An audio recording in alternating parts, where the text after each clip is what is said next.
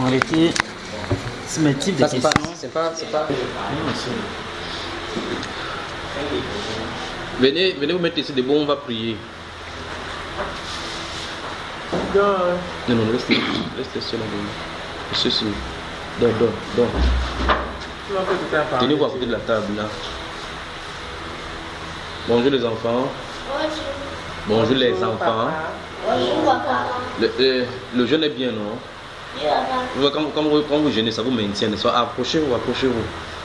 Quand vous jeûnez, ça vous maintient debout et vous êtes calme, n'est-ce pas?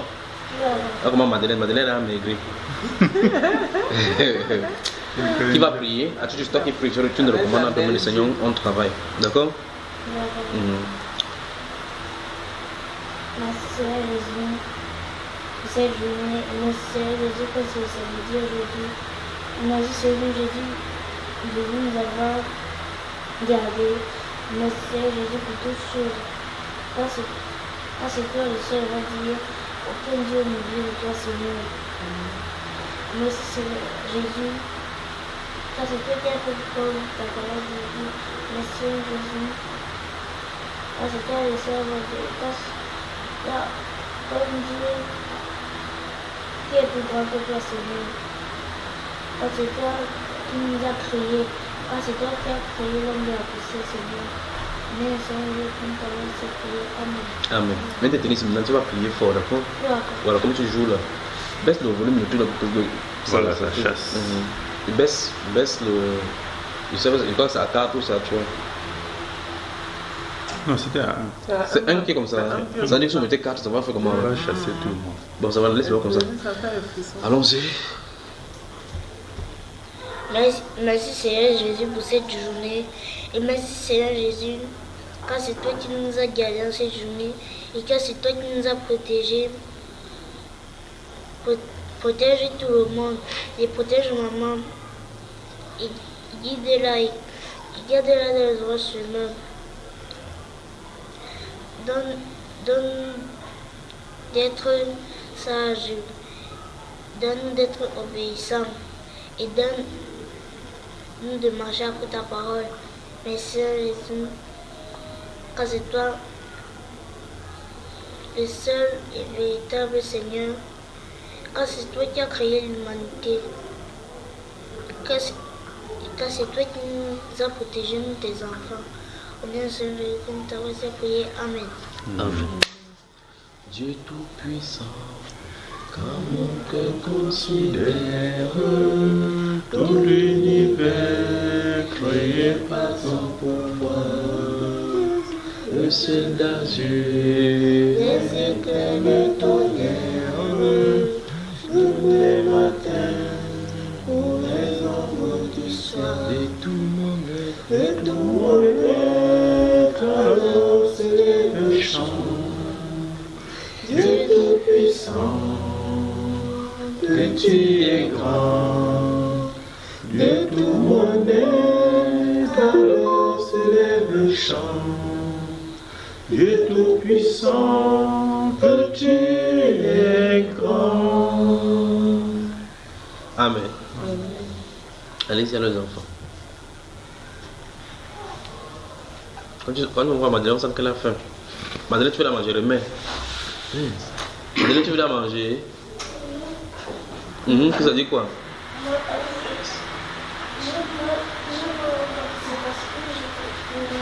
Comment? Parce que je me tire pas bien. Non, tu ne vas pas te tirer, on va te tirer. C'est mieux que ça, c'est bien. Que Dieu bénisse votre maison qui nous accueille maintenant. Amen. Maison de l'ancien. Sentez-vous chez vous, vous êtes chez vous. Je disais que une question que je veux poser.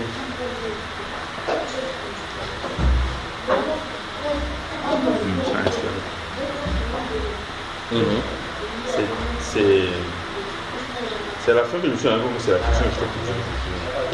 Non, c'est bon, non? L'année plus là. Parce que la dernière fois, j'ai posé la question sur. Sauf si je ne vais pas poser, parce que j'avais quand même écrit ça ici. Quand il parle, toi tu entends. Moi, je suis à côté de lui, il n'entend pas bien. Oui, c'est volontaire. Oui, c'est mieux de t'asseoir à côté de ta femme alors. Oui, mais dans le Oui. cas de lui, je trouve On pourra bien entendre.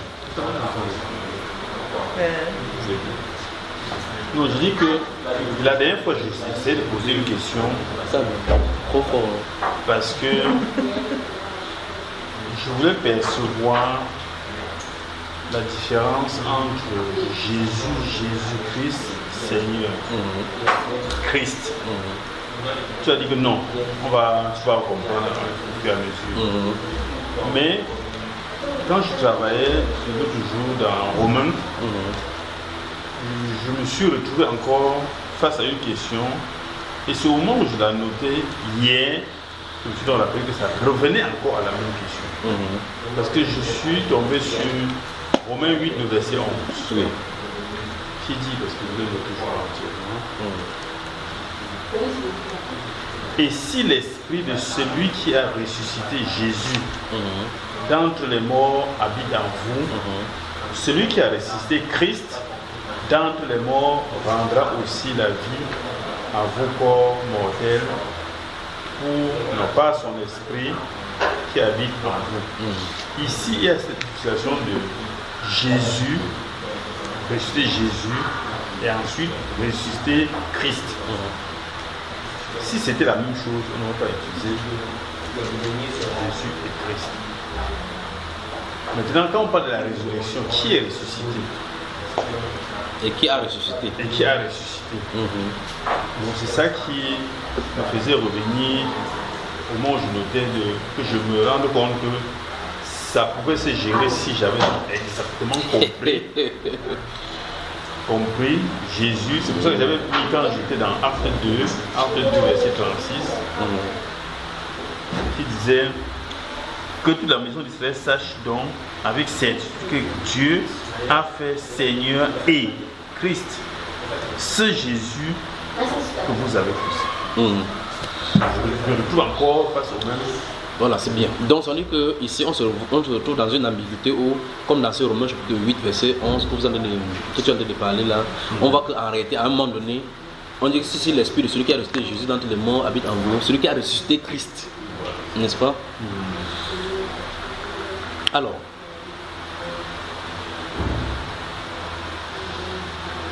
on peut commencer alors maintenant. Je crois que c'est mieux que je mette mon téléphone sur haut, vous appelez ça sur mode vol. Et que ça ne nous dérange pas alors que nous travaillons. Vous devez glisser de façon sommaire là-bas et en laissant pour que vous travaillez là-dessus. Réalisons encore ces Romains chapitre 8, verset 11. Parce que après quand tu as lu cela, tu as dit que finalement qui a ressuscité qui? C'est là où ça devient intéressant, et là où les docteurs de la Bible interviennent. Ils sont censés nous dire quelque chose là-dessus. Romains 8. Romains 8, verset 11. Verset 9 à 11. Lisons le verset, à partir du verset 9.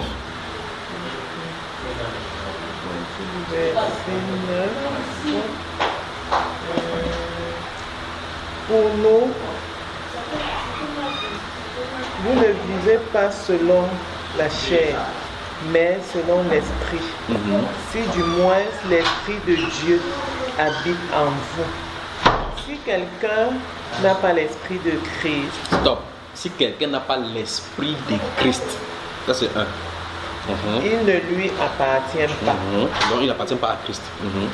Et si Christ est en vous. Donc ça veut dire que Christ est en nous par son esprit, oui. Donc Christ, mais littéralement on dit que c'est Christ égal. Colossiens on dit Christ en vous, l'espérance de la gloire. Paul dit jusqu'à ce que Christ, il prouve de Dieu l'enfantement jusqu'à ce que Christ soit formé en vous. Continuons. Le corps. Il est mort. Il est vrai. Est mort à cause du péché, mais l'esprit est vie à cause de la justice. Et si l'esprit de celui qui a ressuscité Jésus d'entre les morts habite en vous, oui, finalement, donc là, on dit que c'est l'esprit de celui qui a. Donc il y a quelqu'un qui aurait ressuscité Jésus d'entre les morts, et pas son esprit. Donc ici, on nous dit clairement qu'il y a quelqu'un qui aurait ressuscité Jésus d'entre les morts, et c'est au travers de son esprit. C'est-à-dire que cette personne-ci a fait envoyer son esprit allait parler de Jésus d'entre les morts, n'est-ce pas? Et il est question de l'esprit de Christ habite en vous. Et c'est parce que c'est l'esprit de ces personnes qui est censé maintenant habiter. On dit que, et si l'esprit de... Allons-y encore, et si l'esprit de... Et si l'esprit de celui qui a ressuscité Jésus d'entre les morts habite en vous. Pourtant, en haut, on avait dit tout à l'heure que si le Christ habite en vous, vous lui appartenez. Tu vois un peu cela? Donc, finalement, on parle de quoi même au juste? En réalité, il faut observer que dans les Saintes Écritures, il y a le moment où le mot Christ ne veut pas dire son nom. D'accord? Et on va voir ça maintenant là. Ne veut pas dire son nom. Parce qu'en réalité, on dit par exemple que si tu vois par exemple qu'on est parti oindre David, on ne touche pas à loin de l'Éternel. Le mot oindre là-bas c'est Christ. Parce que Christ veut dire oint. Oui, Christ veut dire oint. D'accord. Dans le cadre des Juifs, ça veut dire Messie.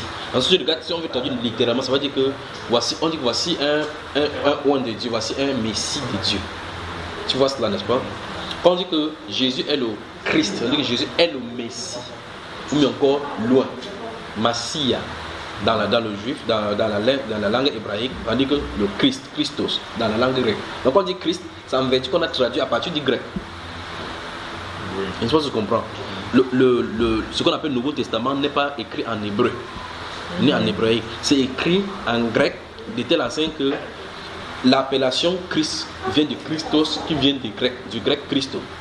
Mais si on écrit dans leur langue à eux, c'est Mashiach. C'est-à-dire que le Messie, donc le mot Messie veut dire Christ. Donc on dit, toute langue confessant que Jésus-Christ est le Messie, c'est-à-dire que loin. Or, il y a eu plusieurs loin. Jésus est le prophète. Parce que quand Jean-Baptiste est venu, quand il est venu vers Jean-Baptiste, dans Jean chapitre 1 et chapitre 2, quand les gens ont envoyé au parti verset 19, pour lui demander que qui es-tu, pourquoi Baptiste, tu dis nous qui tu es, es-tu le prophète? Il dit non, je ne le suis pas. Or, on ne dit pas que es-tu un prophète? Tu vois ce que vous voyez la différence, n'est-ce pas? Donc on ne dit pas es-tu un prophète? Si c'est un prophète, il est un prophète. Parce qu'il y avait du cas que tout le peuple savait qu'il était un prophète. Mais le prophète c'est autre chose. Donc il y a la différence entre le prophète et un prophète. Tout ce que nous allons comprendre, n'est-ce pas? Parce que ça veut dire que le prophète, si a une appellation particulière, les autres prophètes sont dans toutes les sources. De la même façon, on voit clairement que les autres, comme David était un oint de Dieu, quand l'Esprit de Dieu lui propose que c'était un oint. Mais Jésus est loin. Oui. Ouais, c'est n'est-ce pas? Celui que Dieu a envoyé dans le monde, dit-il. Maintenant, amusons-nous, allons dans le livre des Jean. Jean, je me sens déjà bien. Vous me mettez déjà dans une bonne forme maintenant. Là. Jean. Jean combien? Tu vois, comme Dieu vous a choisi maintenant que vous dirigez l'ancien, je suis moi un peu libre, non? Vous pouvez seulement vous rendre visite de temps en temps comme ça. Pas tant. Parce qu'il faut que nous soyons formés avant de former. Si il a dit que vous êtes entré en service, il est sûr qu'il va vous utiliser. Mais quand Pierre marchait avec Jésus, oui. Un jour il a dit quand tu seras converti, affermi ton frère. Mais ça c'était à Pierre. Alors on y va, j'ai dit quel livre là? Jean. Jean, on y va. Jean combien? Jean chapitre 10. Écoutez tout attentivement ce que le Seigneur lui-même va dire ici. Hein. Si vous êtes prêts, vous me dites seulement. Oui, Jean 10. Verset 18 seulement, le verset 18. Jean 10, 18, là il est dit: personne ne me l'ôte, mais je la donne. Bon, prenons à partir du verset 17, verset 17 et 18. Le Père m'aime. Oui. Parce que je donne ma vie afin de la reprendre. Oui. Personne ne me l'ôte, mais je la donne de moi-même. J'ai le pouvoir de la donner et j'ai le pouvoir de la reprendre. Tel est l'ordre que j'ai reçu de mon Père. Ancien, je veux que tu nous dises ce que Jésus vient de nous informer là maintenant.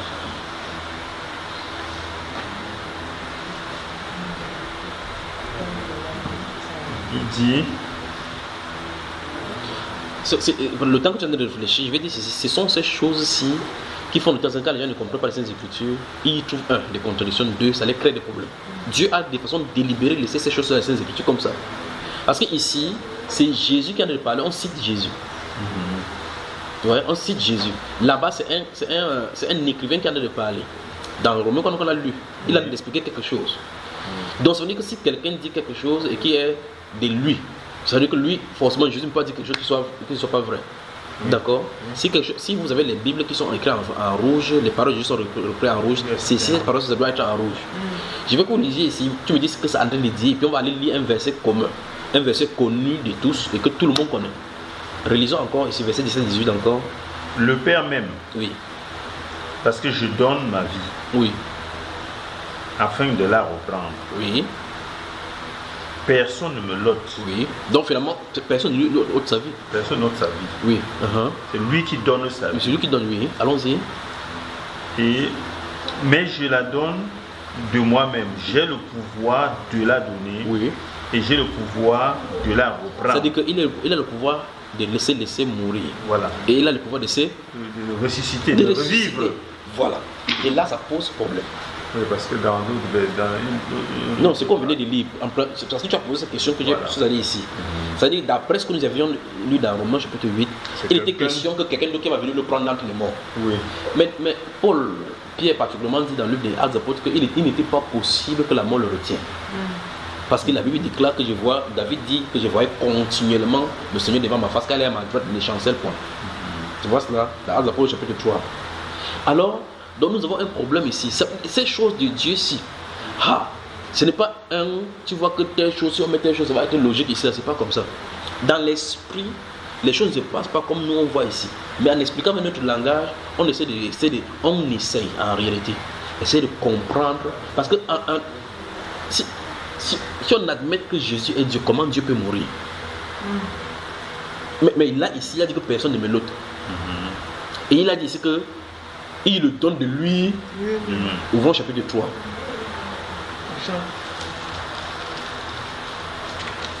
On va lire le célèbre verset connu que tout le monde connaît. Comme tu peux dire directement là, c'est ton nom ancien. Voilà, lis-nous ça. Car Dieu a tant aimé le monde qu'il a donné son Fils unique, afin que quiconque croit en lui ne périsse point, mais qu'il ait la vie. La base de tous les évangiles se trouve ici. Le don de Dieu pour l'homme, n'est-ce pas? La Bible déclare dans le compte rendu que qui a donné? C'est Dieu. Donné qui? Dieu, son Fils unique. Donc quand on dit donner, ça veut dire donner en poumon, non?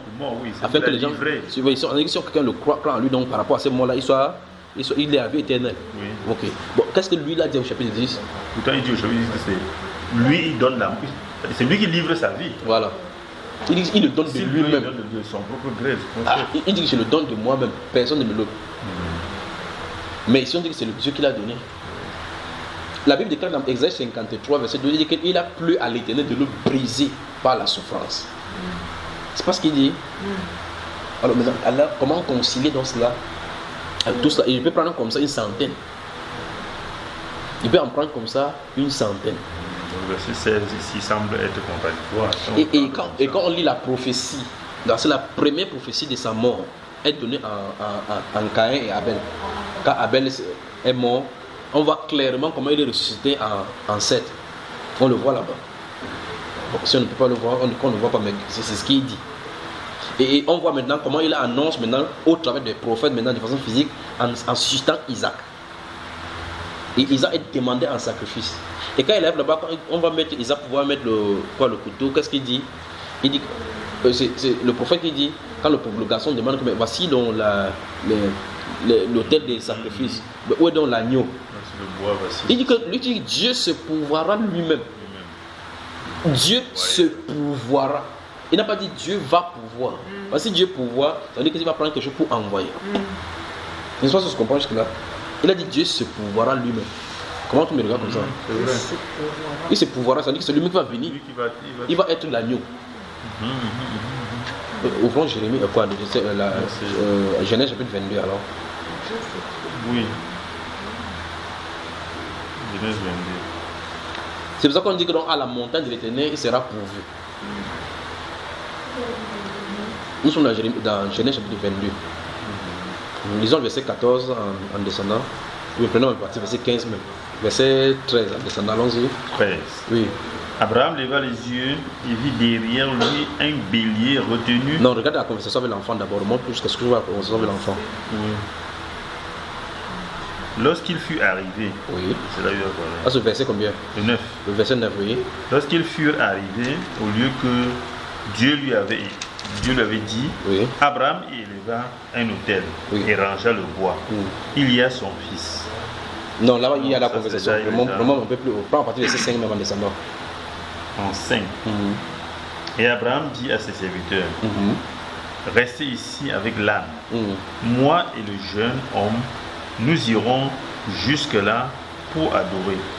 Et nous reviendrons auprès de vous. Mais la parole d'Abraham pose un problème. Voilà. Parce qu'il dit clairement, comme on part pour adhérer, on va revenir.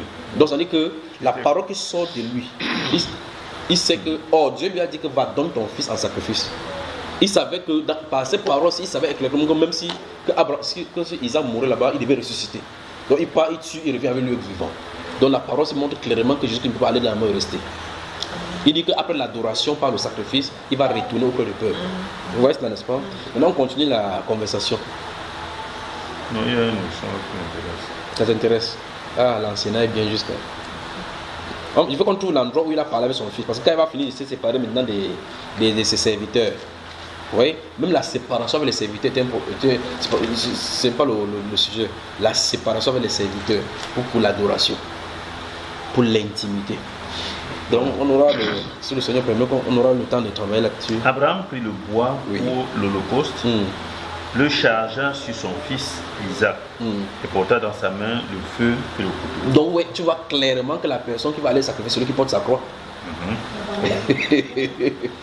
C'est pas ça? Oui. Quand le Seigneur devait être crucifié, c'est lui-même qui a porté sa propre croix. On a chargé ça sur lui, que c'est toi. C'est sur ça, c'est sur ce bois-ci qu'on est censé te mettre. Et ils marchaient tous deux ensemble. Pour aller. Alors Isaac, parlant à Abraham, son père, dit, mon père. Et il répondit, me voici mon fils. Isaac reprit. Voici le feu et le bois. Oui. Mais où est l'agneau pour l'holocauste? Ça c'est clair. Alors maintenant, tu vois qu'en réalité, ça c'est la conversation de deux prophètes. Parce qu'Isaac est prophète, Abraham est prophète. Ils ne conversent pas pour eux. Normalement, pour ce qui est de la vie, on voit clairement qu'en réalité, c'est une conversation entre père et un enfant. Entre un papa et un enfant. Mais ça c'est la parole des prophètes pour nous éduquer, nous, les lecteurs de la Bible. Donc leur conversation, c'est pour on nous rend compte de la conversation pour que nous sachions de quoi il est question en réalité. Isaac n'a pas peur. Alors, c'était comme ça, si Isaac dit pardon, c'est moi que tu fais comme ça. Non, il dit là-bas, Abraham va courir dans les montagnes là-bas vers lui. Donc ce sont les prophètes, tu vois. Il a tellement confiance à son père, tellement confiance à l'Esprit de Dieu qu'ils savent qu'ils partent dans l'adoration, ils rentreront dans l'intimité. Maintenant, Abraham dit à son fils dit à Abraham que Père, voici le feu, voici le bois, où est l'agneau pour l'holocauste? Quelle est la réponse? Abraham répondit, mon fils, Dieu se pourvoira. C'est vrai, j'avais même souligné ça même. Il dit qu'il avait souligné. Normalement, justement, j'ai vu ça. Il dit Dieu se pourvoira. Mais c'est le verbe pouvoir, il pouvait dire Dieu pourvoira. Dieu pourvoira. Donc Dieu va donner. Dieu va donner de quoi. De quoi le faire. Ok, maintenant, on va prendre les deux alternatives. Si on dit Dieu va pouvoir, et on lit Jean chapitre 3 verset 16, Dieu a tant aimé le monde qu'il a donné. Dans ce cas, ça serait vrai. Maintenant, écoutez bien. Dieu se pourvoira. On se trouve maintenant dans Jean chapitre 10. Et c'est 18. Dans Jean chapitre 10, je les donne de moi-même. Oui, on rentre dans. Personne ne me l'autre, c'est moi-même qui donne. Je suis venu dans le monde pour donner ma vie. Moi, je le donne, personne ne me l'autre. Je peux le donner et je peux le reprendre. Tel est l'ordre que j'ai reçu de mon père. Donc les deux cas, même si quelqu'un force le verset, il dit maintenant il a le seul là-bas. C'est toujours vrai dans la Bible. Parce qu'en réalité, l'agneau qui va venir pour être enlevé, ça viendra de Dieu et ça sera Dieu. C'est ça le problème. On dit, voici l'agneau de Dieu qui enlève le péché du moment. Ça vient de qui? Il est sorti du Père. Mais la suite de la révélation, c'est que qui est-il en réalité? Donc voilà le problème.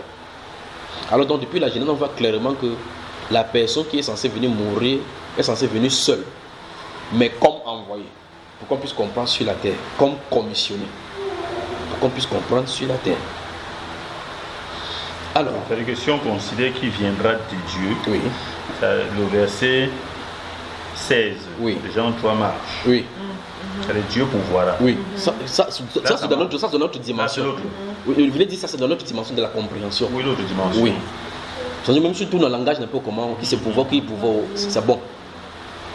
Oui, puisque Jésus, c'est en termes de. Jésus vient du Dieu. Du Père. Du Père et il est Dieu. Il se pourvoira lui-même.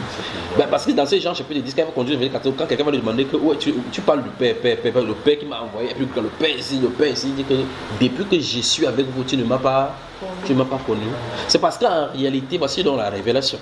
C'est parce que le Père est éternel, le Fils n'est pas éternel.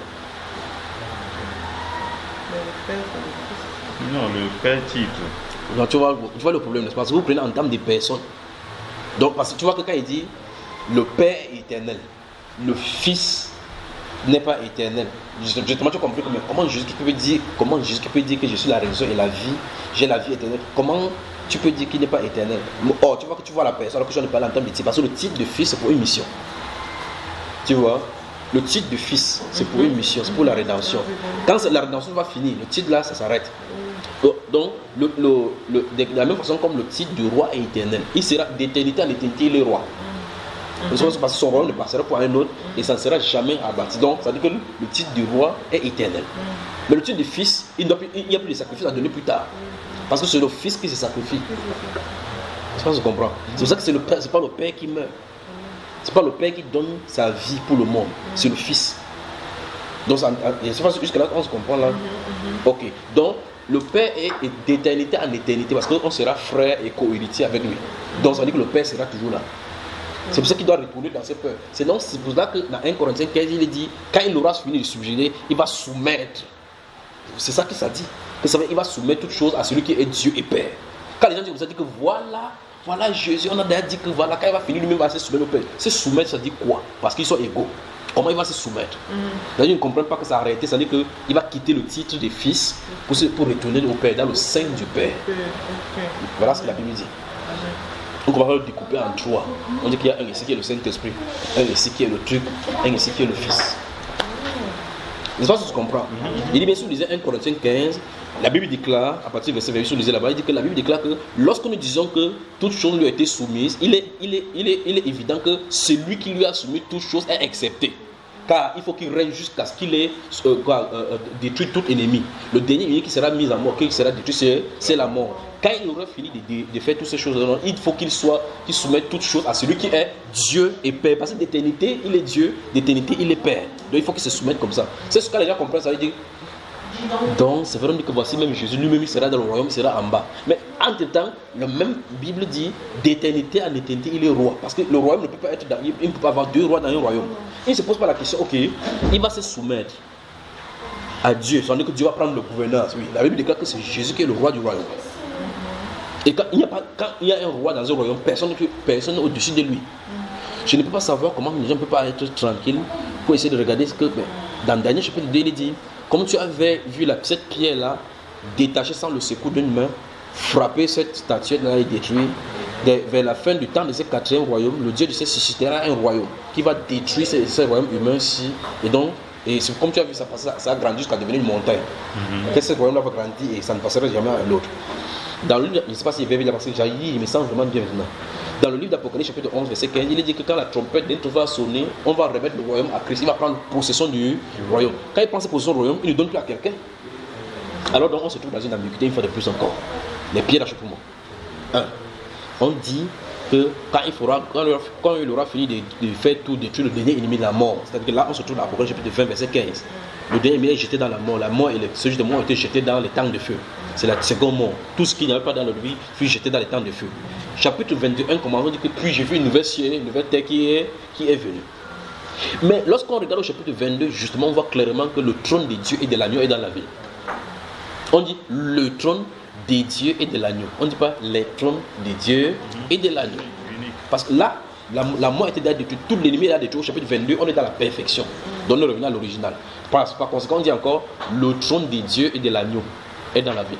Maintenant, le trône de Dieu et de l'agneau est dans la ville. Mais pourtant, on nous a dit, quand le dernier ennemi sera détruit, il faut qu'il se soumette à celui qui est Dieu et Père. La question c'est, s'il doit se soumettre, si on comprend que se soumettre, ça veut dire que lui-même maintenant, il est devenu plus petit maintenant. Au rang des anges, ou au rang des hommes, ou quoi que ce soit, dans n'importe quel rang.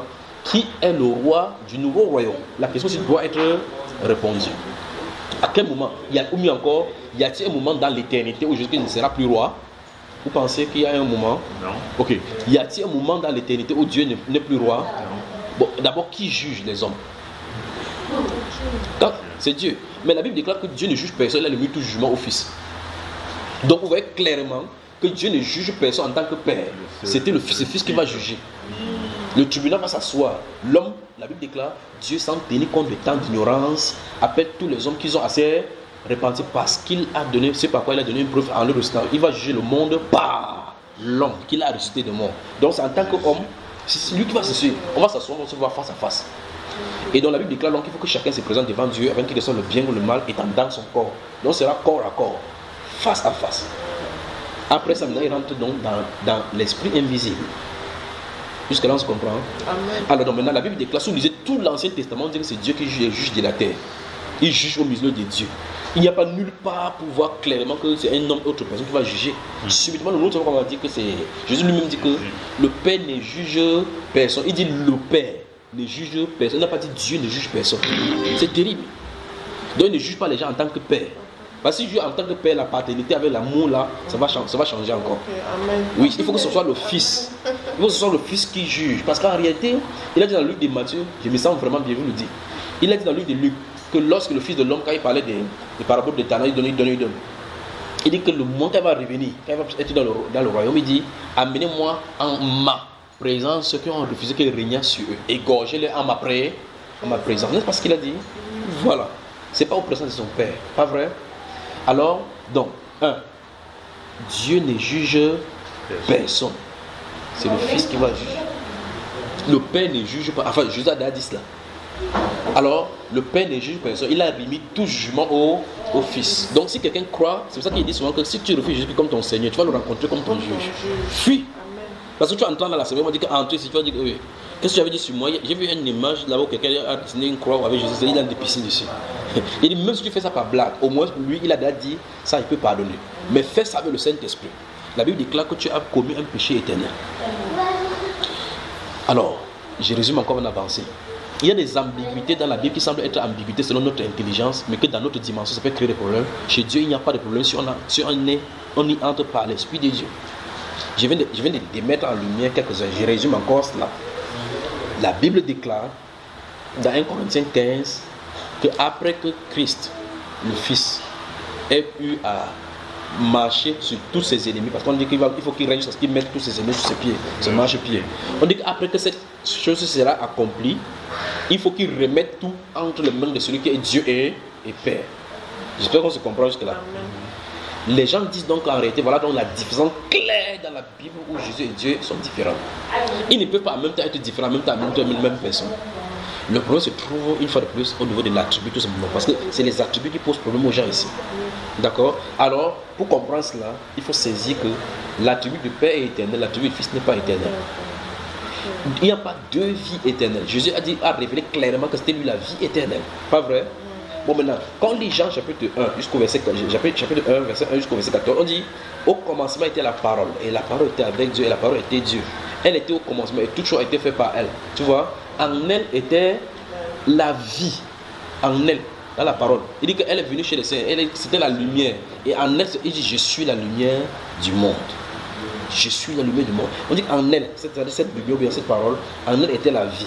C'est la vie qui donne, c'est la lumière qui donne la vie au monde. Exactement comme quand vous semez quelque chose, si la photosynthèse, vous remarquez ces choses, si le soleil ne frappe pas pour donner la photosynthèse, ça ne donne pas la vie. Le plan va pourrir, donc sans la lumière du jour là, c'est fini. Donc si Jésus ne brille pas dans notre cœur, tout ce qu'on fait là c'est zéro. Que la lumière brille du sein des ténèbres, a fait briller le splendeur de Christ. Vous voyez cela, n'est-ce pas? Alors, Jésus, le Fils de Dieu, va régner jusqu'à ce qu'il ait détruit la mort. Tout cela et puis comparer. Quand il va comparer, il va rentrer dans la lumière inexplicablement invisible. Il va retourner dans le sein du Père, comme il dit. Retourner au sein du Père, ça veut dire qu'il va retourner dans la position du Père. C'est ça dont il est question.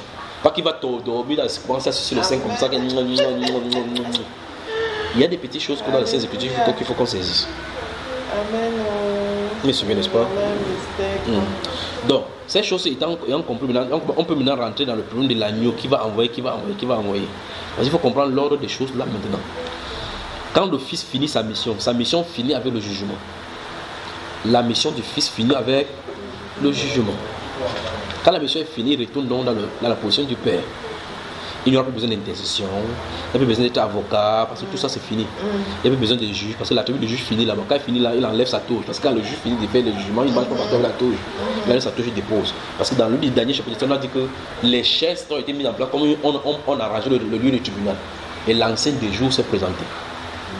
L'ancien des jours, donc il avait sa robe avec le... On a dit clairement que ses cheveux étaient comme la laine. Donc il a porté la laine comme les juges portent là. Il s'est mis là-bas comme l'ancien du jour. Or il est sorti d'une chambre importance là. Quand il finit le juge, il va enlever cela. Moi retourné, on dit que c'est qui maintenant, il dit voici, je crée toute chose nouvelle, je suis tout là maintenant. Parce qu'il dit dans la Bible. Oui, c'est ce qu'il dit dans la Bible. Dans Matthieu chapitre 25, quand il entre les nuits, les brebis, il avait le bouc dans sa face. En réalité, les deux n'entrent pas dans la même salle, ni même le jugement. Le jugement ne passe pas simultanément. Quand il va finir, il vient maintenant à ses cieux, entrer dans la joie. Donc la promesse que je vous ai faite est véritable. Entrer ici dans la joie de votre mère. Car j'ai eu faim. Vous voyez, il ne dit pas que celui qui était là-bas a eu faim. C'est lui qui allait les juger. Il jugeait les boucs avec les brebis. Amen. La Bible nous dit car il faut tous comparer devant le tribunal de Christ, pas devant le tribunal de Dieu, le Père.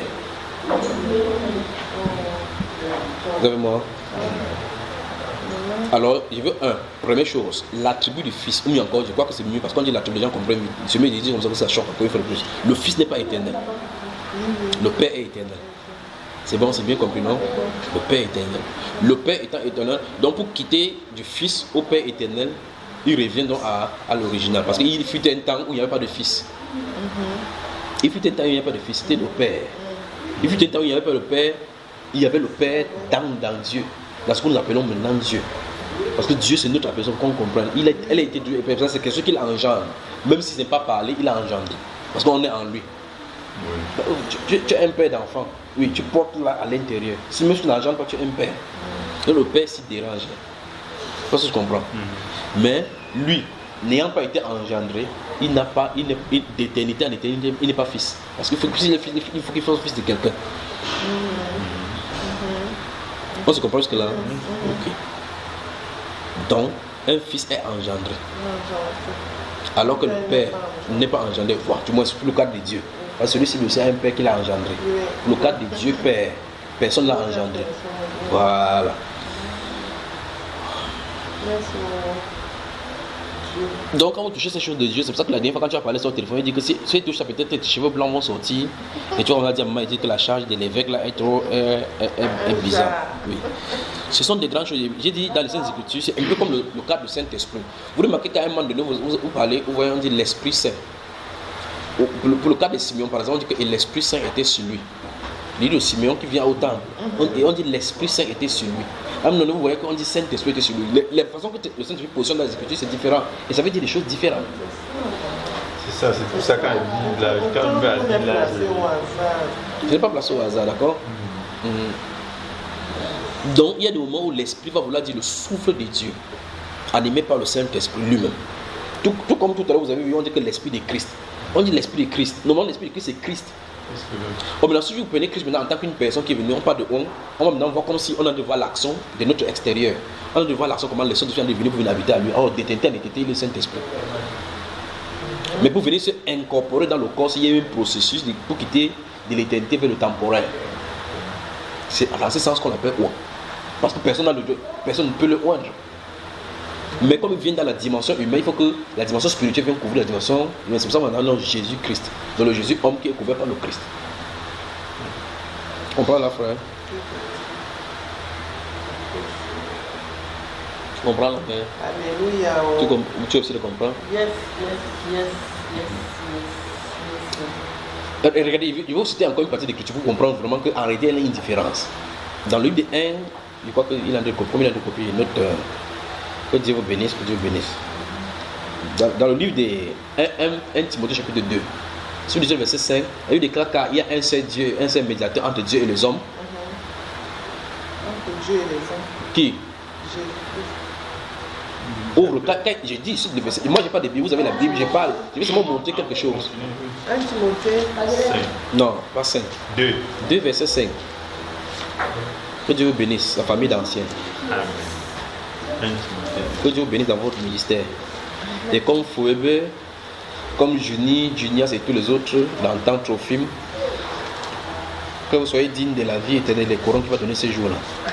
Chapitre 2 de 1 Timothée, verset 5, qu'est-ce que ça dit? Car il y a un seul Dieu et aussi un seul médiateur entre Dieu et les hommes, Jésus-Christ, homme. Est-ce qu'on est venu pour positionner l'homme à côté de Jésus? Mais c'est la première fois dans les Saintes Écritures qu'on met ça comme ça. Alors maintenant, ça nous doit des explications. Je voudrais prendre un exemple pour dire que vous voyez que chaque fois qu'on place quelque chose, c'est pas au hasard. Bon, maintenant, regardez bien. Maintenant, je vais dire quelque chose qui est bizarre. Mesurez bien, par exemple, si c'est bizarre, vous prenez une pause et puis on revient. D'accord? Entre Dieu et les hommes, c'est Jésus-Christ, homme, qui est médiateur. Entre l'homme et Dieu, c'est Jésus Esprit qui est médiateur. Il y a deux sens. Entre Dieu et l'homme. C'est ce qu'on a écrit là. C'est ce qu'on a écrit là. Entre Dieu et les hommes. Oui. C'est Jésus-Christ. Oui, homme. Jésus-Christ, homme. C'est comme on a vu là. Sous réserve qu'on comprenne ce que veut dire Jésus-Christ, on va y arriver. Plaise au Seigneur. Maintenant, entre les hommes et Dieu, c'est Jésus-Christ, le Seigneur. Donc ça dit l'Esprit. En tout cas, si ça vous dérange, n'est-ce pas? Regarde bien, écoute bien. Si ça vous dérange, je vais prendre ça physiquement, ça va vous faire rire. Mais c'est la meilleure façon d'expliquer ces choses-ci. Regarde, je vais vous donner 2 jours, vous allez les appeler, d'accord? Je vais vous donner 2 jours, vous allez les appeler. Tu parles dimanche, nous sommes quand aujourd'hui? Allons-y. Tu es? Aujourd'hui, nous sommes quand? Nous sommes samedi. Ok, donc ton jour c'est? Samedi. Toi c'est? Dimanche. Allons-y, parle. Allons-y. Tu donnes le nom de ton jour, après il passe à l'autre. Oui, samedi. Dimanche. Encore. Samedi. À haute voix. Dimanche. Allons-y. Samedi. Oui. Dimanche. Voilà, donc tu es samedi, il est? Dimanche. Allons-y. Dimanche. Samedi. Allons-y encore. Dimanche. Samedi. Encore-y. Dimanche. Samedi. Allons-y. Samedi. Dimanche. Bon, entre samedi et dimanche, quelle est la durée? Nous arrivons. Un tenté. Donc, quel est l'écart entre samedi et dimanche? Et puis samedi, quoi la dimanche? C'est quoi la dimanche? Allons-y, quelle est la longueur entre dimanche et samedi? Pardon, tu es sûr? Dimanche et samedi. C'est long. Dites-nous la longueur. Alors écrivez lundi, mardi, mercredi. Non, c'est bon. Écrivez sur votre cahier comme ça. Le jour que vous allez écouter encore une release, là vous allez comprendre. Écrivez chacun pour sa part. Tu arrives, tu écris, tu entoures sur ton jour. Écrivez lundi, mardi, mercredi jusqu'à ça. Allons-y. Donc c'est ça que c'est avec ça simplement qu'il peut vous expliquer le problème de Jésus, homme, Jésus-Christ ici. Écrivez non, lundi, mardi, mercredi, jeudi, vendredi, samedi, dimanche. Tu entoures seulement ton jour.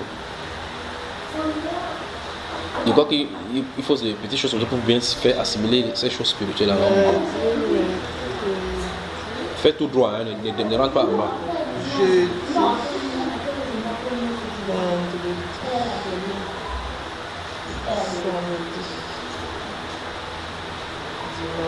dimanche.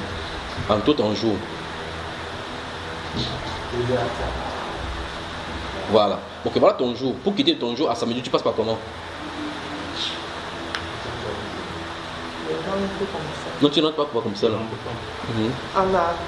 Tu es obligé de contourner. Ah, comme ça. Autrement dit, après dimanche, tu vas créer un autre lundi ici. Donc ça dit qu'il y a un lundi. Donc, mets derrière le lundi, mets un petit rond là-bas. Tu mets dimanche là-bas, tu mets dîme dedans. Pas la dîme qu'on paye l'argent. Hein. Dimanche pour courir en tour. Donc ça veut dire que si toi, tu veux parler de quitter le dimanche à samedi, c'est là où tu commences. Vas-y. Non. Donc ça veut dire que tu trouves le ballon. Lundi, mardi, mercredi, jeudi, vendredi, samedi. Voilà ta longueur. Si toi tu vas aller quitter le samedi à dimanche, tu quittes comment? Montre. Je vais Directement. Donc tu vois que la distance de samedi à dimanche est différente de la distance de dimanche à samedi. Comment tu fais toi encore? Parce que c'est merveilleux. Que ça. Non, c'est pour ça que l'apôtre Paul écrit ici là, Jésus-Christ homme. Quand tu dis mais pourquoi il parle de tout seulement Jésus? Les choses spirituelles, j'ai dit comme il dit sur l'entame, ne sont pas comme les choses charnelles. Les mots ont leur place.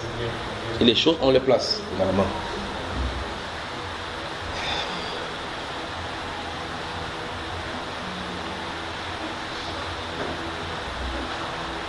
Ça veut dire qu'on a dit entre Dieu et les hommes, le médiateur c'est Jésus-Christ homme. C'est ce qu'on a dit là-bas. Mais entre l'homme et Dieu, C'est pas Jésus-Christ. Oui, Jésus-Christ. Entre Dieu et les hommes. Et les hommes, le médiateur. Oui. Le médiateur, c'est... Maintenant, est-ce que vous savez pourquoi? Le médiateur, c'est Jésus. C'est Jésus-Christ.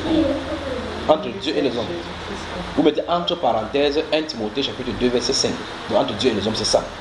Mais vous allez lire dans les Saintes Écritures maintenant qu'entre l'homme et Dieu, maintenant, c'est notre place, ce n'est pas Jésus homme. Maintenant, on fait l'inverse.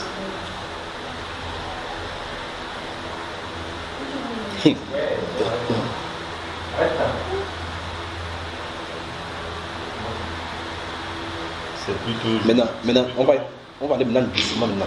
On y va doucement, avec samedi et dimanche. Entre Dieu et les hommes, non. C'est Jésus-Christ homme. Tu vous mettez entre parenthèses 1 Timothée 2 5. L'autre c'est extraordinaire parce que c'est de façon directe dans les Saintes Écritures. Arrêtez tous les autres, l'autre sens que je viens de dire, c'est plutôt ça qu'il dit dans les Écritures, c'est l'autre ce qui est surprenant.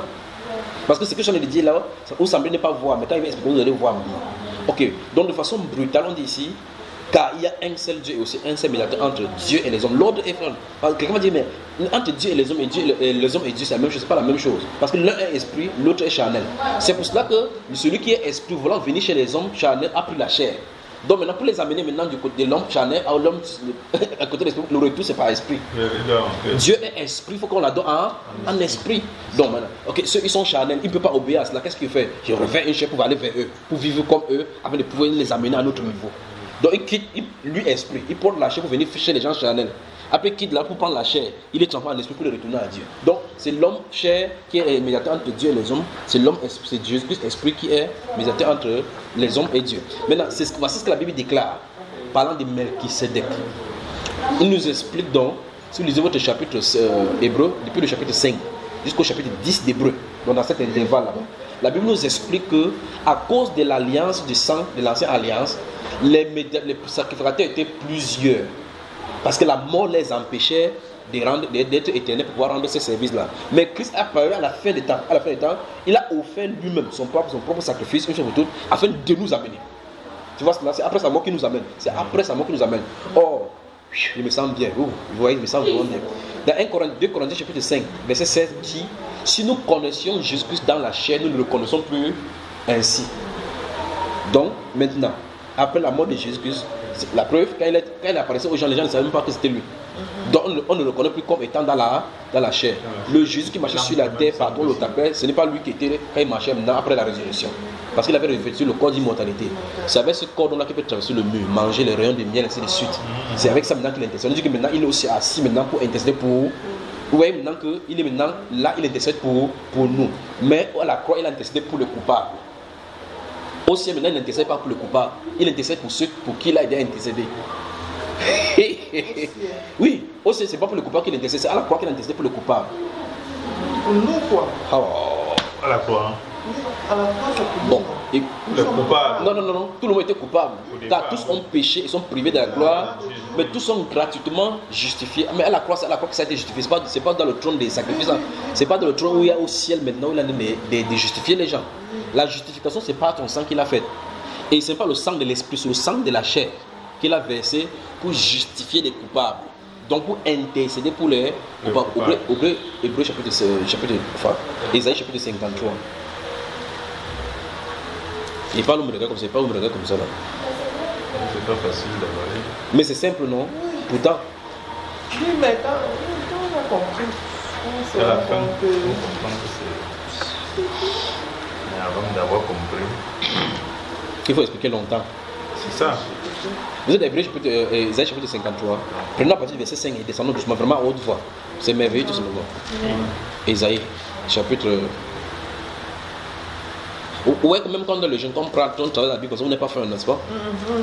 Parce que vous voyez, c'est tout simplement un vêtement qui vous aide là, et puis le sang commence à subir à l'intérieur comme le marigot. Alors, à verset 5, disons. 5, il est écrit, mais il était blessé pour nos péchés, brisé pour nos iniquités. On comprend ça, ça c'est pas au ciel, n'est-ce pas? Ce n'est pas au ciel, oui. Le châtiment qui nous donne la paix est tombé sur lui. Oui. Et c'est par ces meurtrissures que nous sommes guéris. Nous sommes guéris, oui. Nous étions tous errants comme des brebis. Oui. Chacun suivait sa propre voie. Oui. Et l'Éternel a fait retomber sur lui l'iniquité de nous tous. Il a été maltraité et opprimé, et il n'a point ouvert la bouche, semblable à un agneau qu'on mène à la boucherie, à une brebis muette devant ceux qui l'attendent. Il n'a point ouvert la bouche. Il a été enlevé par l'angoisse et le châtiment. Et parmi ceux de sa génération qui a cru qu'il était retranché de la terre des vivants et frappé pour les péchés de mon peuple. Tu vois, ça va frapper pour le péché de mon peuple, oui. On a mis son sépulcre parmi les méchants, son tombeau avec le riche, quoiqu'il n'eût point commis de violence et qu'il n'y eut point de fraude dans sa bouche. Il a plu à l'Éternel de le briser par la souffrance. Après avoir livré sa vie en sacrifice pour le péché, il verra une postérité et prolongera ses jours. Et l'œuvre de l'Éternel prospérera entre ses mains. À cause du travail de son âme, il rassasiera ses regards. Par sa connaissance, mon serviteur justifiera beaucoup d'hommes et il se chargera de leur iniquité. Oui. C'est pourquoi je lui donnerai sa part avec les grands. Oui. Il partagera le butin avec les puissants parce qu'il s'est livré lui-même à la mort. Une fois de plus, on va trouver encore quelque chose ici. Il s'est livré. On dit ici qu'il s'est livré lui. Donc même dans Isaïe 53, on commence à voir clairement que lui-même s'est livré, comme il avait dit lui-même là-bas dans Jean chapitre 10, verset 18. On dit qu'il s'est livré lui-même à la mort. Oui. Et même dans Hébreu chapitre 10, il dit là-bas que dans le rouleau de livre, il dit « Je viens, ô Dieu, pour faire la volonté ». On dit qu'après avoir dit qu'il n'a voulu ni sacrifier ni holocauste, ce qu'on offre d'après la loi, vous voyez cela, on dit au verset 7, alors je dis, voici je viens. Dans le rouleau de livre, il est question de moi, pour faire, ô Dieu, ta volonté. Donc celui qui a dit, voici je viens. La Bible là, continue. Donc parce qu'il s'est livré lui-même à la mort et qu'il a été mis au nombre des malfaiteurs parce qu'il a porté les péchés de beaucoup d'hommes et qu'il a intercédé pour les coupables. Stop, c'est là où je voulais qu'on en arrive. Le verset combien là? 12. Verset 12. On dit que donc, il a fait comment? Parce qu'il a été mis au nombre des malfaiteurs. Parce qu'il a porté les péchés de beaucoup d'hommes. Et qu'il a intercédé pour les coupables. Donc tu vois clairement que en réalité, il faut la déposer, il faut qu'elle montre là, mets-la bien. Donc ici la Bible déclare qu'il a, pas qu'il va. Qu'il a intercédé pour les coupables. Dans le livre d'Hébreux chapitre 9, sur le verset 29 et 28, il dit de même, Christ s'est offert une seule fois pour toutes, pour porter les péchés de plusieurs. Apparaîtra sans péché une seconde fois à ceux qui l'attendent pour leur salut. Donc, le salut a été obtenu à la croix. Maintenant, ceux qui l'attendent, ils l'attendent seulement pour leur salut. Alors, donc, vous remarquez qu'en réalité, il y a deux intercessions. Ce qui s'est passé à la croix et ce qui se passe maintenant. D'accord? Maintenant, dans le livre des Romains, où tu as commencé à poser des questions là-bas, il est dit là-bas que l'Esprit intercède pour nous, par des soupirs inexprimables. Maintenant, vous remarquez très bien que c'est dans l'esprit que Jésus intercède maintenant. Et l'intercession, ce n'est pas pour intercéder pour les choses, pour les péchés ou là-bas. Non, on dit qu'elle intercède en faveur des saints. Je ne sais pas si je comprends. L'intercession de l'esprit maintenant, c'est en faveur des saints. Pour que la volonté de Dieu accomplisse parfaitement en eux. Mais ici, c'est pour les coupables, parce qu'il fallait qu'ils payent le péché du monde. Donc là, son sang pour la rédemption du monde. Mais la faveur, c'est au saint. Parce que dans Hébreu que je viens de citer au chapitre 9, verset 28, là, il est dit qu'il a versé son sang, là, de sa vie dans sa vie pour plusieurs. Même ici dans Hébreu, là, il dit plusieurs. Mais le point, c'est, je voulais que vous voyez qu'il y a deux styles d'intercession. L'intercession en tant que chair, l'intercession en tant qu'esprit. On se comprend maintenant, n'est-ce pas? Ok. Alors, l'intercession des chairs, c'est entre l'homme, entre Dieu et les hommes. L'intercession maintenant pour les saints, en tant qu'esprit, c'est entre l'homme et Dieu. Vous comprenez maintenant, n'est-ce pas? Je crois que c'est clair maintenant. C'est plein dans les Saintes Écritures par rapport à l'autre là. Si vous lisez Hébreu du chapitre 5, comme il dit au chapitre 5 jusqu'au chapitre 10. Hébreu chapitre 5 au chapitre 10, par rapport à l'intercession qu'il fait maintenant, on dit que maintenant il est toujours, il est souverain sacrificateur selon l'ordre des Melchisedec, parce qu'il est toujours vivant pour intercéder, parce qu'il ne peut pas mourir, donc ce n'est pas charnel. Le ministère, comment on veut dire cela, le sacerdoce de Melchisedec, ce n'est pas un sacerdoce charnel, c'est un sacerdoce de l'esprit, alors que le sacerdoce d'Aaron était charnel, basé sur les règles. Le sacerdoce de celui-ci, c'est pas que ça. Le sacerdoce d'Aaron était basé sur les règles. Oui, sur les règles, sur les coutumes, les traditions, les décisions. Tu ne touches pas, si tu ne fais pas, tu vas faire, tu vas agiter ça à gauche, agiter ça à droite. Qui revient à la loi? C'est la loi, parce que c'est sur la loi que c'est donné. Donc le sacerdoce de Melchisedec n'est pas basé sur aucune loi comme ça, là, aucune loi charnelle fixée. C'est la loi spirituelle maintenant. De telle sorte qu'on accomplit la volonté de Dieu au travers du sang de Jésus, parce que par son esprit d'obéissance. Il nous rend donc obéissance à son esprit. Alors, c'est donc pour cela que tu peux intercéder. Regardez bien, tu peux dire que, pardon, moi, c'est prier pour moi. Tu commences, tu es en train de mettre, tu pries. En vertu du fait que c'est par l'esprit que tu entres pour prier, pour intercéder. Alors, dans ça, là, tu ne peux pas faire ça. Il faut le sacrifice. Il faut le sacrifice. Voilà. Donc, en vertu de ce sang maintenant de Jésus, on peut maintenant venir maintenant dans un service, dans un esprit nouveau, dit les Saintes Écritures, par le voie, le chemin qui nous est ouvert, cette carrière qui nous est ouverte une fois pour toutes. Alors, je me suis fait bien comprendre. Il prenait le cas de ces Jésus homme pour vous montrer qu'il y a des choses comme ça dans les Saintes Écritures. Vous voyez, n'est-ce pas? Vous regardez, il dit. C'est pourquoi Dieu l'a souverainement élevé et lui a donné le nom qui est au-dessus de tout, afin qu'au nom de Jésus-Christ, tout genou fléchit dans le ciel, sur la terre et sous la terre. Là où la Bible dit Jésus, il ne faut pas mettre Christ sur ça, parce qu'il voit comment les gens lisent après qu'il y a Jésus. Remarquez, il n'a pas mis Jésus, il met Jésus, il met Christ. Si on a dit Christ, ne mettez pas Jésus-Christ, parce qu'il y a pourquoi, il y a un pourquoi qu'il est fait comme ça là. N'est-ce pas, tu comprends? Donc, il ne faut pas dire que ça, il faut qu'on mette Seigneur Jésus. Le Seigneur Jésus-Christ n'est pas révélé dans la période temporelle, il est révélé en tant que fils de l'homme, fils de David. C'est lorsqu'il meurt, il est élevé pour qu'on l'appelle toute langue, on confesse que Jésus-Christ est Seigneur. Par sa résurrection. Oui, après la mort. Parce qu'il a été engendré par sa naissance. C'est ce qui est le problème. Voilà le problème là-bas. Jésus n'est pas engendré quand il est entré à Marie. Non. Il est engendré après la mort. La résurrection. À la résurrection. C'est à la résurrection qu'il est engendré. C'est parce que la Bible dit là. Comprends comment. On engendre comment?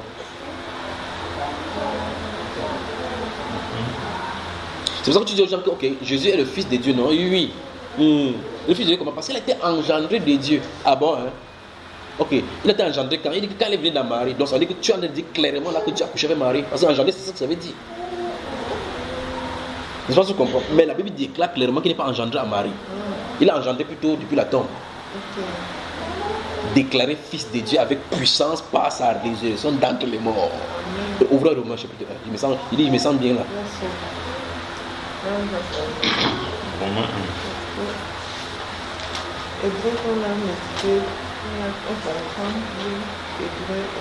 C'est que si le Seigneur permet que nous travaillions un jour, on prend les versets, chapitre comme on avait fait avec les Thessaloniciens, Jacques et ainsi de suite là, on travaille.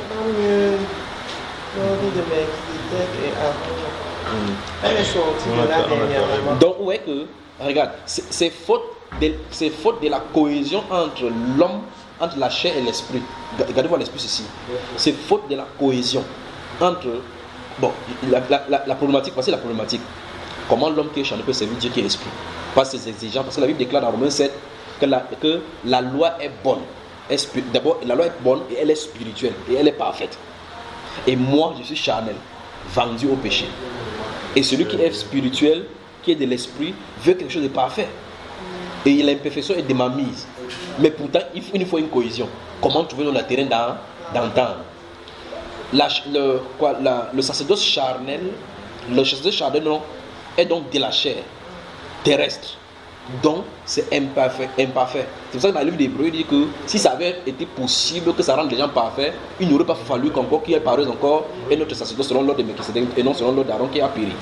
Maintenant, qu'est-ce qu'il a dit? Il l'a dit en réalité. C'est pour ça que le but de ces sacerdoces était de montrer à l'homme qu'en réalité, soutenez-vous, gardez comme ça, mais il y a quelque chose de parfait qu'il faut qu'on vienne. Mais pour le moment, préservez-vous. Il faut que vous sachiez que vous avez des problèmes. Le but de la loi était de montrer à l'homme qu'il y a un problème. Voilà le but. Et alors, Paul explique dans le livre de Romains, il dit que nous savons que la loi est bonne, parfaite, et moi je suis charnel, vendu au péché, donc il n'y a pas de moyen. Comment faire? je vais faire le bien, le péché qui est en moi, je me rends compte que c'est ça qui en fait le. Alors maintenant, regardez bien, il n'y a pas donc de cohésion, en réalité il n'y a pas de cohésion entre la partie charnelle et la partie spirituelle, puisque celui qui est spirituel, Dieu, veut qu'on le rende un culte de façon spirituelle. Alors, la loi, donc, ou bien encore le sacerdoce d'Aaron, est basé sur la chair. Je fais comme ça, je fais mes jeûnes 2 fois par jour, je donne mes 10 000 euros là-bas, Dieu, tu es d'accord? Mais vous lisez la Bible dans Hébreu, je peux dire que tu n'as voulu ni sacrifice ni holocauste. Donc ce n'était pas dans sa volonté parfaite, mais c'était les images. Comment la Bible déclare, jusqu'au point où Aaron, le fils d'Aaron a amené un feu étranger, il a dû brûler. Parce qu'il dit qu'ils ne me considèrent pas comme Dieu, ils n'ont pas ma crainte, comme il dit dans Malachie chapitre 1. Et ici, Dieu dit que tu n'as voulu ni sacrifice. Ça veut dire que ce n'était pas l'expression de sa volonté parfaite. C'est pour ça que cette loi-là avait été votée par des anges. On a fait l'Assemblée nationale aussi, les anges ont voté ce qu'il faut faire. Parce que la Bible déclare que si ça avait été une loi parfaite de la liberté, on ne devait pas donner notre loi. On dit donc dans Galates que ça a été voté au moyen des médias, des médiateurs. Quand l'Assemblée s'est réunie, c'est Moïse qui présentait, on dit ok, c'est toi qui vas te donner ça à toi pour que tu parles. Mais vous lisez la Bible, c'est comme si c'est Dieu, parce que l'Assemblée sort du ciel. Mais la volonté parfaite de Dieu, c'est pas ça, c'est Christ qui doit être donné. Mais voici donc, j'ai dit donc, mais voici donc pour Dieu pour faire de la volonté. Il dit donc, dans le verset, dans le chapitre 10 des Hébreux qui vient de lire tout à l'heure là, il dit que, au verset 7, il dit que dans le rouleau, il est question de moi. Mais c'est quand même curieux. Il dit, c'est pas ce qu'il dit là. Il dit, Hébreu, mettez le doigt dans ce que je vais demander de lire. Hébreu chapitre 10. Il dit, il me semble vraiment bien. Ne m'attaquez plus avec ce genre de questions comme ça là. On en a plein. Hébreu chapitre 10. Lisons le verset 1 jusqu'à qu'on voit ce qu'il en est. Là, il est écrit, en effet, la loi qui possède un nombre, une ombre des biens à venir. Stop. Donc, dans la loi, donc, à l'intérieur se trouve des ombres. Donc, ça veut dire que malgré que ça soit comme ça, ça présageait des choses à venir. Même si ça ne dit pas que c'est pour longtemps, c'est pour plus tard. Donc, de façon intrinsèque, l'esprit dit que ceci a été donné pour l'implémentation de quelque chose qui va venir plus tard. De la loi qui possède une ombre des biens à venir et non l'exacte représentation des choses. Donc ça veut dire qu'il peut y avoir les aspects de la loi sacrificielle qui n'a rien à voir avec le spirituel. On est d'accord? On dit et non l'exact. Parce qu'en réalité, tu peux te voir l'ombre là-bas. Si celle-ci se met là-bas debout, tu vois son ombre, tu vas voir la forme de la tête, mais tu vas voir la forme des yeux. Et je veux qu'on se comprenne une fois de plus. Il dit bien, on dit que la loi possède l'ombre des choses à venir et non l'exacte représentation. Parce que si tiens-toi debout là à la main, tiens-toi debout. Bon. Vous voyez son ombre, non? À coup sûr, vous voyez son ombre. Mais montrez-moi sa tête. Donc sur l'ombre, vous pouvez montrer ses yeux. Mais dans son ombre là, ses yeux sont inclus parce que ses yeux sont ici. Vous voyez, n'est-ce pas? Donc selon ce que la lumière de projeter pour projeter, la forme que vous voyez, c'est cette forme là qui veut que ça soit montré. Mais ce n'est pas l'exactitude. Donc c'est pour ça qu'il y a des choses dans l'ombre que vous ne voyez pas dans la réalité. Ou même dans la réalité que vous ne voyez pas dans l'ombre. C'est plutôt dans la réalité que vous ne voyez pas. Parce que dans la réalité, vous ne verrez jamais de diacres dans l'ancienne alliance. D'accord, non? Vous ne verrez pas des apôtres d'évangile dans l'ancienne alliance. Là, nous sommes d'accord. Continuons ici. Donc, et non l'exacte représentation des choses ne peut jamais, par les mêmes sacrifices qu'on offre perpétuellement chaque année, amener les assistants à la perfection. Donc, vous voyez que ici, on nous dit clairement que le but de l'alliance, c'est d'amener les gens à la perfection. Le but. Donc, le but, normalement, des alliances, c'est d'amener les gens à la perfection. Parce que Dieu, lui, il est parfait. Continuons. Autrement, n'aurait-on pas cessé de les offrir? Ça veut dire que si arrêter les sacrifices sous Aaron, rentrer les gens à la perfection, on ne devait pas arrêter. Il a dit clairement là que c'est arrêté. Il dit n'aurait-on pas cessé. Donc ça dit ça a cessé. Continuons. Parce que ceux qui rendent ce culte, étant une fois purifiés, n'auraient plus eu aucune conscience de leur péché. Donc on voit clairement que le péché ne se trouve pas, le problème du péché ne se trouve pas dans la chair arrêtée, même c'est dans la conscience. Mais le souvenir des péchés est renouvelé chaque année par ces sacrifices. Donc quand tu viens l'année prochaine, tu vas leur donner encore le sacrifice. Tu te souviens que l'année prochaine, tu vas donner le sacrifice. Donc le même péché, même l'année dernière et l'année passée sont encore là. Continue. Car il est impossible que le sang des taureaux et des boucs ôte le péché. Donc ça n'ôtait pas. Donc on voit clairement que ça ôtait pas le péché. Mais ça les couvrait. Mais le fait qu'ils étaient sous cette alliance, c'est pour ça que Christ, quand il a crié à la croix, pouvait les faire sortir. Parce qu'ils avaient cru que ça, s'ils avaient été au temps de Christ, le sang de Christ devait les racheter.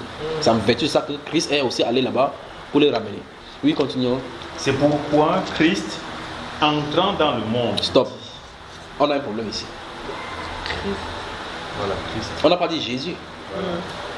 Vous voyez, donc imagine que si quelqu'un dit ah non, on ne peut pas l'appeler Christ, c'est pas notre petit frère. On dit c'est pourquoi le Seigneur Jésus entrant dans le monde. Je vais te poser la question, quand est-ce qu'il est entré dans le monde? Tu dis c'est quand il est né sur Marie. Quand il était dans le berceau, il parlait. C'est que tu es un musulman. C'est celui qui parle dans le berceau. En disant Marie qu'il faut manger la date. D'accord? On dit c'est pourquoi Christ entra dans le monde. Oh, ce qu'on a dit là, c'est écrit dans le livre de Psaume 45 et 47. Tu vois cela? Maintenant, il dit c'est pourquoi Christ entrant dans le monde dit. Donc, c'est vraiment dit que clairement, Christ est entré dans le monde. N'est-ce pas? La question c'est quand? Bon, il faut qu'on suive d'abord ce qu'il a dit, n'est-ce pas? Allons-y. Dit. Tu n'as voulu ni sacrifice ni offrande, mais tu m'as formé un corps. Ok. Bon, le corps a été formé à quel moment? Ça, c'est à la naissance. À la naissance de Marie, chez Marie. C'est là le corps a été formé. Le corps. Ok. Le sang de Jésus qui a été. Je veux dire que ce qu'on voit, hein, parce qu'à ah, mais il y a un problème avec ce qu'on voit, pas vrai? Oui. Ok, dans ce cas, il parle ici quand? Parce qu'on dit que c'est entrant dans le monde, dit donc en entrant. Donc à son entrée, il disait ainsi. Hein? À son entrée, il dit. Donc ça veut dire que ce qu'on a dit ici n'est pas de dimension terrestre. C'est-à-dire la conversation-ci n'a pas eu lieu sur la terre. Ça veut dire que la conversation-ci n'a pas lieu étant dans la chair. On est d'accord, non? Entrer dans le monde, ça veut dire qu'entrer dans le cosmos, dans notre dimension. Ça veut dire qu'il a discuté ça là-bas. Mais le vrai problème, c'est que avant que le mari de l'ancien arrière de Joseph ne puisse enfanter Marie, on avait écrit ça dans les psaumes. C'est David qui l'a écrit. On a des problèmes ici. Donc, Christ était dans le monde depuis longtemps. Tu vois cela?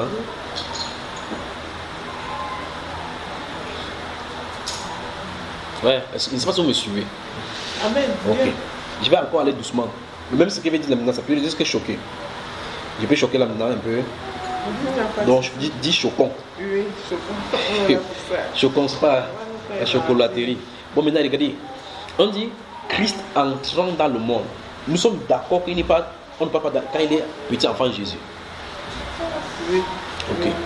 C'est vrai, on dit que dans Genèse chapitre 4, il est dit Dieu portant un regard favorable à Abel et à son sacrifice, mais ne portant point un regard favorable à Caïn et à son sacrifice. Est-ce qu'il a agréé le sacrifice d'Abel? Oui, c'est le sacrifice La Bible d'Abel. déclare que tu n'as voulu ni sacrifice ni holocauste. Pourtant, la Bible dit que c'est le sacrifice d'Abel qui était agréé. Non, c'est Abel qui était agréé, puis voilà, c'est son sacrifice. C'est Abel. Abel qui a agréé par le... On dit qu'il portait un regard favorable sur Abel et sur son sacrifice, pas sur le sacrifice et Abel. Vous voyez le problème, non? Comment tu me regardes comme ça? On dit l'Éternel porta un regard favorable sur Abel et sur son sacrifice. Il ne porta point un regard favorable sur Caïn et sur son sacrifice. Donc c'est pas le sacrifice qui pose problème, c'est la personne.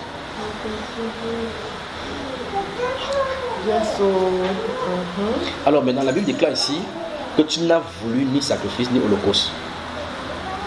On dit c'est qu'on offre d'après la loi. Ça veut dire que même la loi avant de venir comme ça, il n'a pas voulu cela.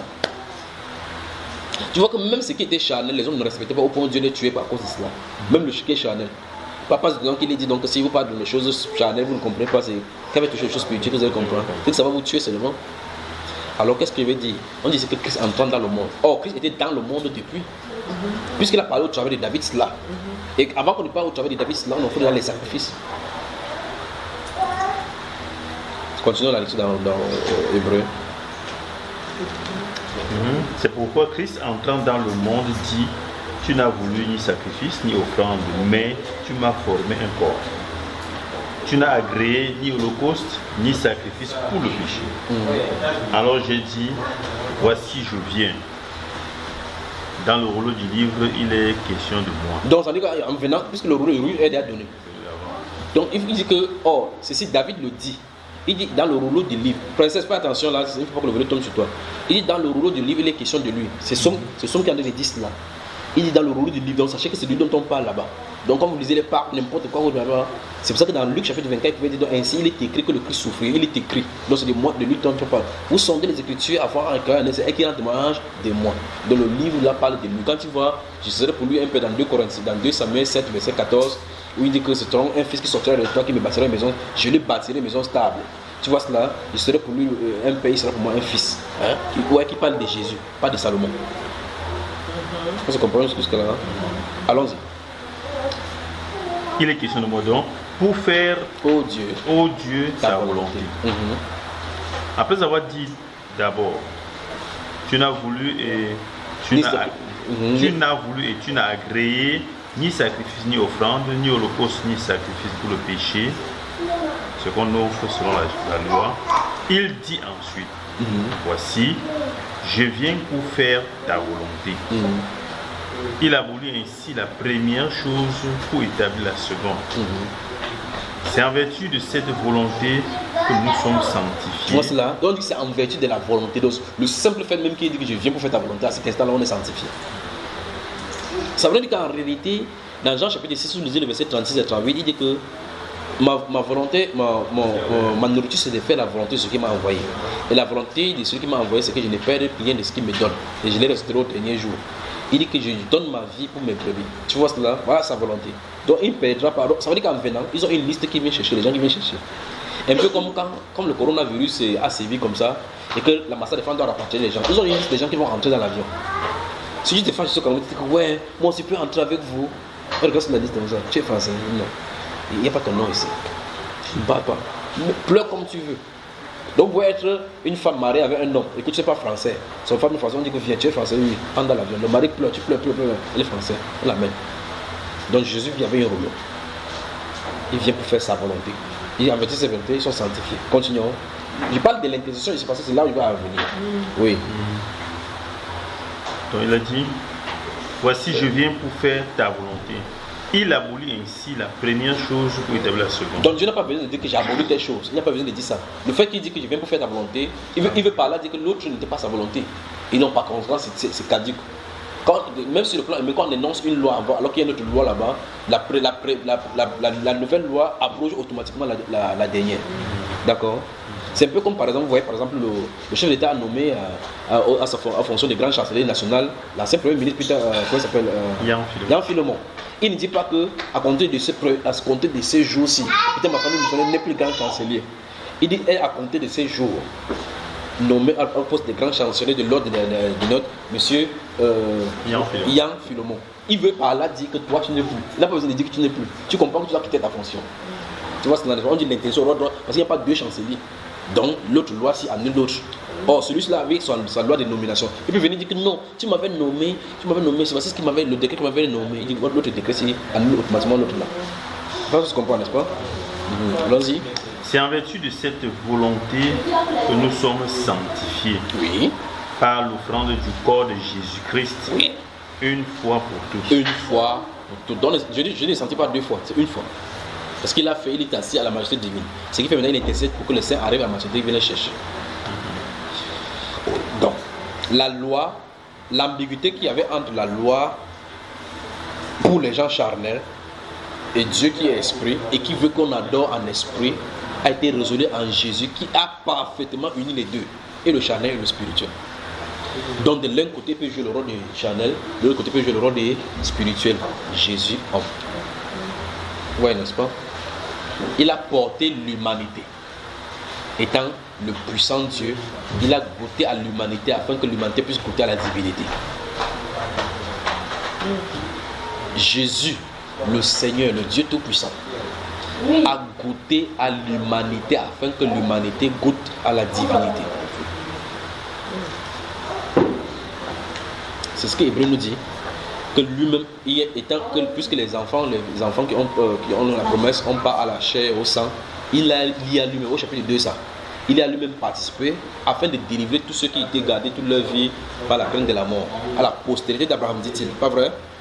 Il dit donc, c'est pour cela qu'il peut venir donc à l'intercession. C'est pour ça qu'il peut maintenant venir en aide, à l'intercession de tous ceux qui sont tentés. Ayant été tenté lui-même, donc il a goûté à la tentation, mais sans commettre de péché, dit-il. C'est ce qui crie, n'est-ce pas?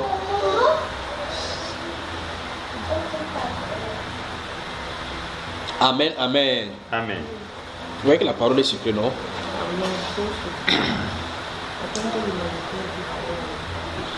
La divinité. Le Dieu Tout-Puissant a goûté à l'humanité afin que l'humanité goûte à la divinité. Ainsi, donc, la cohésion qui était recherchée dans l'Ancienne Alliance a été accomplie par le sang de Jésus. De telle façon que Jésus, en mourant, a rendu maintenant l'homme pour qu'il puisse participer à la divinité. Comme sa divine puissance nous a tout donné. Tu vois cela? Comme sa divine puissance nous a donné. Ça, c'est 1 Pierre chapitre 1, verset 1 à 3. Nous a donné tout ce qui contribue à la piété. Donc, ça veut dire que quand l'Esprit vient en nous, nous avons le divin en nous. Par contre, ça nous pouvons accomplir maintenant. Nous avons les caractéristiques donc, maintenant du divin. C'est merveilleux ça. Merveilleux. Allons dans le livre des Romains chapitre 1. Donc. Et donc, verset 14 dit quoi? Par une seule offrande, il a amené la perfection pour toujours ceux qui sont sanctifiés. Oui, allons-y encore. Car par une seule offrande, il a amené à la perfection pour toujours ceux qui sont sanctifiés. Voilà, donc pas pour toujours, il a amené ceux qui sont sanctifiés. Maintenant, alors ça c'est déjà fait. C'est déjà fait, mais c'est ce qu'il a fait le jour là-bas. Sinon, pour ça que désormais maintenant, la suite va dire, la suite des passages, maintenant, comment on comprend maintenant qu'il est assis à la droite de Jésus divine, là-bas jusqu'au verset 28, attendant que ses ennemis soient mis sur marche, c'est pas ce qu'il écrit là-bas. Alors, maintenant, allons dans Romains chapitre 1, verset 1 à 4, où on voulait lire tout à l'heure. Romains 1. 1 à 4. Allons-y. Paul, serviteur de Jésus-Christ, appelé à être apôtre, mis à part pour annoncer l'évangile de Dieu, qui avait été promis auparavant de la part de Dieu par ses prophètes dans les Saintes Écritures, et qui concerne son Fils, né de la postérité de David selon la chair, et déclaré fils de Dieu avec puissance, selon l'esprit de sainteté, par sa résurrection d'entre les morts. Vous avez vu, n'est-ce pas? Jésus-Christ, notre Seigneur. Nous voilà. Que Dieu vous bénisse. Emmanuel, c'est quoi? Tu es à l'aise, tu as dormi, maintenant tu es à l'aise, n'est-ce pas? Alors, l'attribut du Fils n'est pas éternel, l'attribut du Père est éternel. Disons-nous. Et donc, ça veut dire que si on mélange quelque part. Oui, c'est pour cela que c'est l'une des raisons pour lesquelles il dit, par exemple, quand vous remarquez, la Bible déclare baptisé au nom du Père, du Fils et du Saint-Esprit. Il dit non, si on baptise au Père, du Fils et du Saint-Esprit. Oh, ça c'est le titre. Pourtant, on a dit baptisé au nom. Il dit, ok. Baptisé au nom du Père, il dit le Père c'est qui, le Fils c'est qui, le Saint-Esprit c'est qui. Il dit que, ok, dans ces cas, si on prend les attributs des dieux, on dit que il était baptisé au nom du roi d'Israël. Le roi d'Israël c'est lui. Pas vrai? Dieu le roi d'Israël. Narcisse de Saron, c'est lui. Le gemme, c'est lui. Le juste, c'est lui. Il a été baptisé au nom du juste, de la gemme et de Narcisse de Saron. Tu vas dire que ça c'est la dernière fois. Pourtant c'est biblique ça. Pas vrai?